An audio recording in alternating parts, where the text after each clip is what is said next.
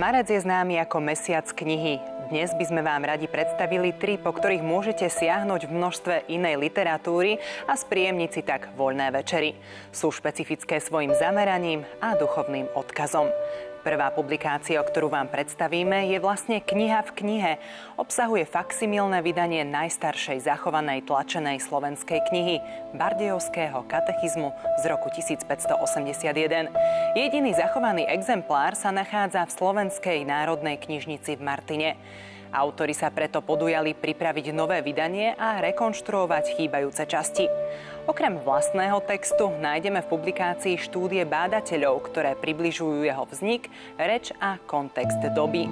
Samotný katechizmus je totižto prekladom nemeckého Lutherovho malého katechizmu.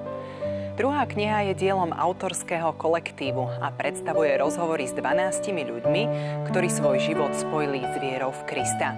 Práve preto je jej názov Kristovci. Nájdeme tu príbehy, ktoré v mnohom oslovia, pretože sú žité. Jednotlivé osobnosti hovoria o svojich cestách k Bohu. Zostavovateľ Ľubo Bechný obohatil knihu vkusnými fotografiami. Treťou publikáciou chcela autorka Slavomíra Očenášova-Štrbová vzdať hold evanjelickým umelcom.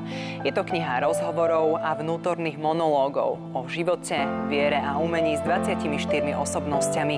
Nie sú to akademické debaty. Umelci tu odkrývajú časť svojej citlivej duše, ktorá svedčí o sebe, o svojom živote a diele.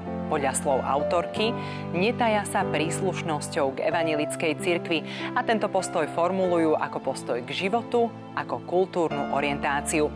Statočná práca je pre nich spôsobom bohoslužby, modlitbou, ktorú ponúkajú ako zviditeľnenú lásku.